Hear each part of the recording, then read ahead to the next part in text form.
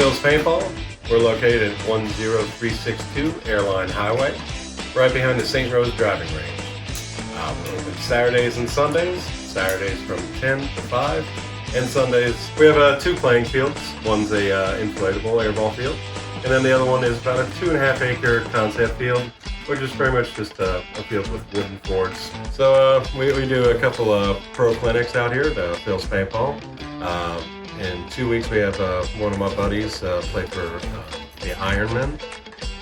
Bobby Avila, he's coming down to do a pro clinic. The prices for the pro clinics, they'll vary depending on which player comes out.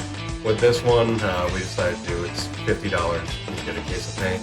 Of course, it's open to the public, so never played paintball before, want to learn some stuff, you can come out to one of the pro clinics that we host out here.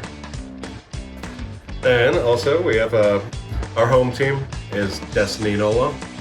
It's an organization that spreads all over the country. Where they have Destiny Kansas, of course Destiny NOLA, one of the newer additions to the Destiny family.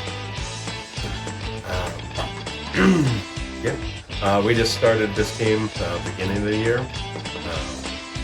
It ranges from D6, which is a beginner team, so like the young guns, all the way up to D3, which is kind of like towards the middle level of competition. If you want to get into playing competition paintball, you can always come out on Sundays and mix in with the group and see if you want to get into it.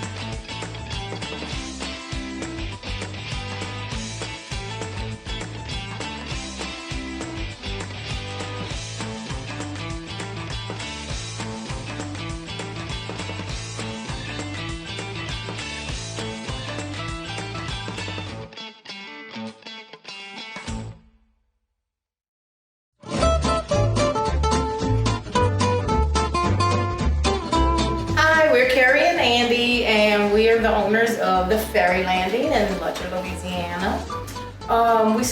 We opened the Ferry Landing in February of 2020. We started off wanting to open a coffee shop in St. James Parish. There aren't any here, and it was one of our favorite activities to do with our sons. We would hop in the car and drive to La Place or Gonzales and go to coffee shops because it was the only time they would hang out with us and play games with us, and we're coffee lovers. So we had this dream a few years ago, and we looked at a couple of locations. It didn't work out, and one morning I woke up and looked across the street, and there was a for rent sign on this building across from my house. We scheduled an appointment to look at it. It was humongous. It was an old laboratory for testing like the chemicals on the ships. Yeah. We just didn't figure out how we could make it work. And then the landlord mentioned that the house behind the building was for rent. Yeah. So we came to take a look at it. Andy opened the door, and before we could even see the inside, he said, "This is it, I want it." So we were trying to figure out how to make it work. And my mom and dad said, "Oh, we have an idea."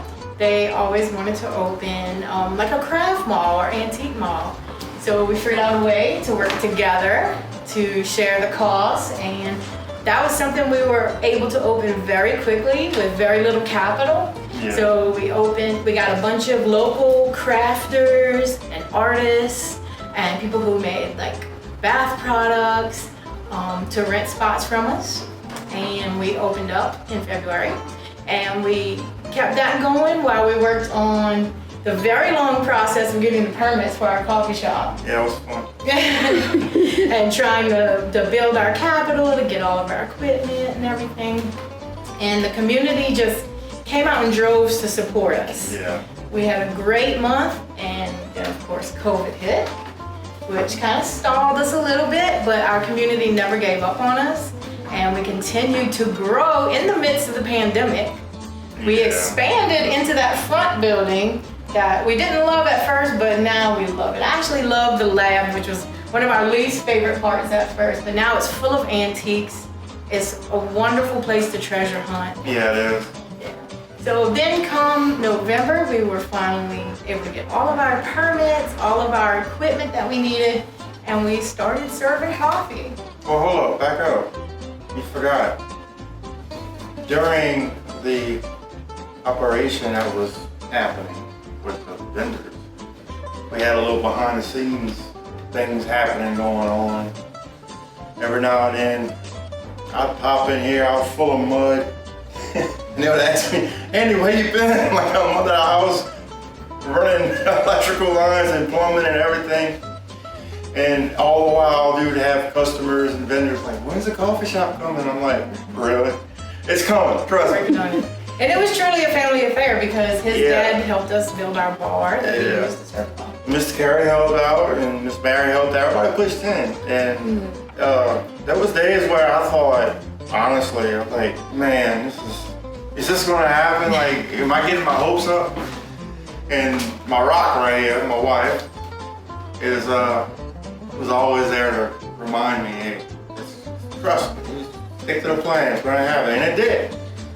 And then that's whenever I started getting these ideas, like cooking, coffee, and different things. And I remember when I was a kid, going to my papa's hunting camp in Greensburg, Louisiana. We would always stop in and get these biscuits and stuff like that. And I was like, man, I want that.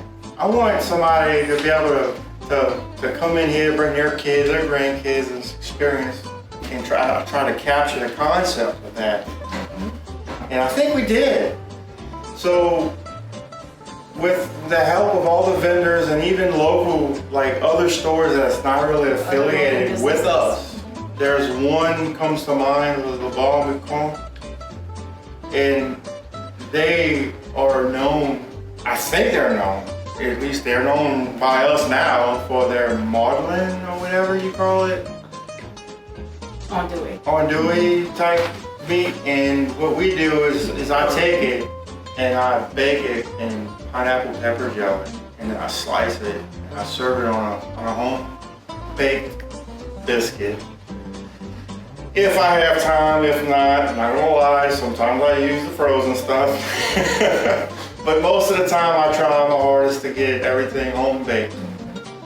And we put eggs sometimes and cheese and a little bit of, one of our vendors makes pepper jellies. And we use the red pepper jelly or green and put that in there. I also do a blueberry pie muffin. And I use some of our vendors' things. Another vendor makes blueberry jam. And I use that in one of my recipes. And I also do a banana nut bread muffin that goes really good with our coffees and stuff. But our biggest hit, I think, is the panini. And we also use the pepper jellies on that too. And the community seems to love it. We're always getting calls about paninis, the Reubens especially. And we do a breakfast panini with them all. Breakfast panini. Andy does cinnamon rolls. Cinnamon rolls, and we started doing waffles, homemade waffles. We do the blueberry, the banana nut, the chocolate chip with the marshmallows and stuff on top. Mm-hmm. And it's fun for the kids, you know. The kids like stuff like that.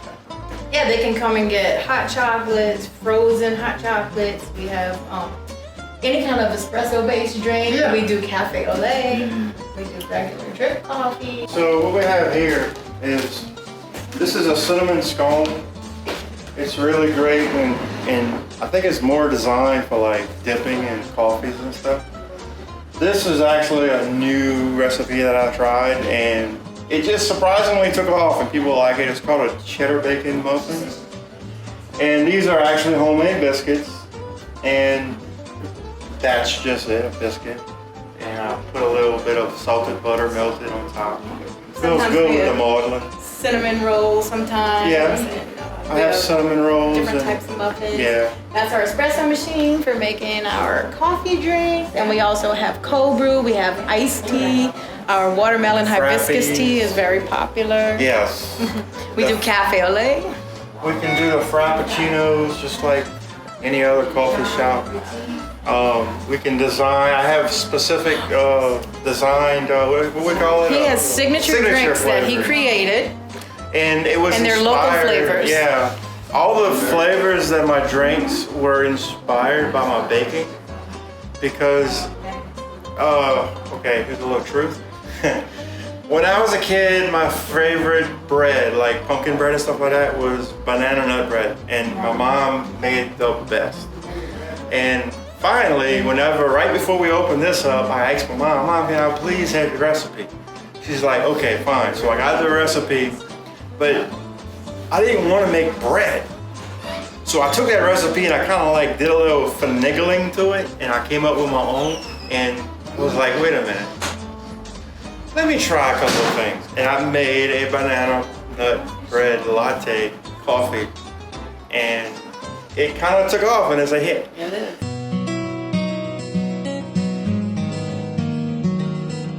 How you doing? My name is RJ Ori. This is my wife, Rochelle. We want to welcome you all to the Garyville State Bank, the latest venue for the area. We started this place around COVID time, and we just wanted to develop something that the parish can use as a rental place for different parties, events, that type of stuff. We've had receptions, we've had bridal showers, we've had rehearsal suppers, Baby showers, engagement parties. So, I guess the question is, how did we get here? Well, the old bank has been here since around 1908. It was part of the timber mill area here. Garyville is one of the largest timber mill areas in the state. So at one time you had the timber mill, you had the bank, you had a movie theater, you had a little general store, you had a confectionery, you had the dentist, you had the barber shop. Everything was located here. And this is one of the few remaining buildings that survived the whole thing. So my wife and I purchased it about 4 or 5 years ago, and the property sat for a while, and we decided it was time to do something with it, and we ended up here. So it's definitely been a long, difficult process. Sometimes you wonder why you're doing it, but we love the place, and I think you would like it too. And what about a little bit more about the history that you know about it? At one time, it was a bank from 1908 to around the time of the Depression, where it shut down. And then the Monica family ended up living in here for a while. It was actually their home. They had divided some rooms down here. This was their den and their kitchen area. Upstairs were some bedrooms, that kind of thing. Then the place, they moved out after a while. The place became, at one time, it was a bar room. And it was a bar room back in the 1980s. 80s, 90s, that time frame. And then about 3 or 4 years ago, probably longer, about 6, 7 years ago, they started having music sessions in the building. We had a couple of local musicians who just came here and they were practicing because the sound was good. The brick walls, the heavy structure itself. So before you knew it, the 2 musicians grew from 2 to about 8 or 9 of them. And every Thursday night you had a whole crowd gathering in here that just enjoyed the music. It was a round robin type thing with the music going on, and everybody brought their ice chest. We just hung out and had a good time. And that's when my wife and I got familiar with the building. I've always loved old places, and that's when we ended up purchasing the place. Yep, there basically was a very large bar in the middle of the bank area, and obviously we took that out for reasons that we needed more space here in the bar. We actually found the original bank teller windows, made that a bar. We utilized the original safe as a cigar room, and combined the 3 buildings to 3 areas together with a large covered porch area. So it gives our guests room to have more masculine area. Navarro Hall is a more banquet type area, and then you've got your outside courtyard with the barn area that makes for good outside entertainment. Welcome to the bank. Come on in.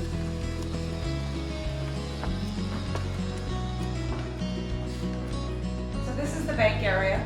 It's more of the masculine rooms of the rooms that we do have with our venue. We have a small bar here, fully equipped with ice chests, sinks, and areas that you can utilize to put your liquor and glasses to be able to serve behind for any of your, venues, weddings, engagement parties, whatever. We also have, of course, with any bank you have a vault. So we decided to keep our vault. And had a hard time at first deciding what we were going to do with it for a venue, and made it put a filter in and made it a cigar room. So the men enjoy having their whiskeys and cigars in here during their venues. Now this is the area here that joins all of the buildings together. It's a large porch area. We have bathrooms off of these, and of course we named them Bonnies and Clydes. There was a movie done here years ago before we renovated the place with Kevin Costner and Woody Harrelson called The Highwaymen. So you remember that. That's why we stuck with the names with that concept. Old barn. This is a great place to be able to put your cake, to use the green wall to be able to decorate. You can put a band here, DJ. They enjoy that when the weather's good. They utilize a lot of people are on the outside area. On the porch area, of course, the courtyard makes for good outdoor fresh air space, and it seems to be the popular area in the evenings. So at the end of the hallway here is what we call Navarro Hall. It's our banquet room. It seats 52 very comfortably.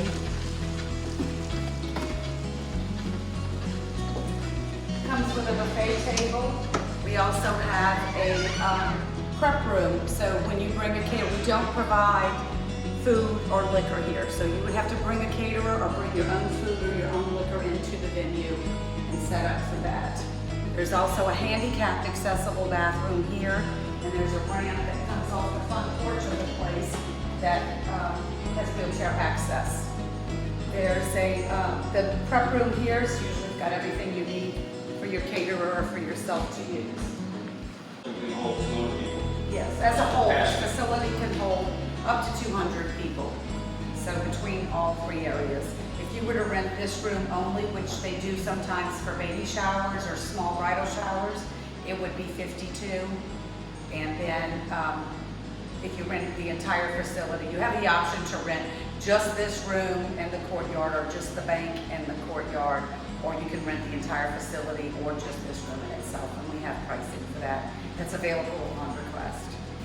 Hey, thank you all for watching. If you need to reach us, you can go to the Facebook page, which is the bank with a quote at the end of it. That's the best way to contact us, and once you send us your information, we'll get back in touch with you and give you anything you need to know. And we appreciate it. Thank you.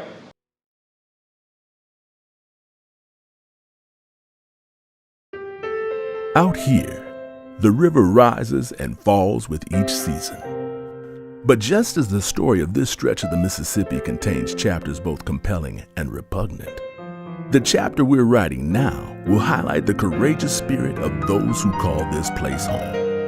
And while our doors were closed for a moment, our hearts remain forever open and strong. And when you're ready, the river will rise again.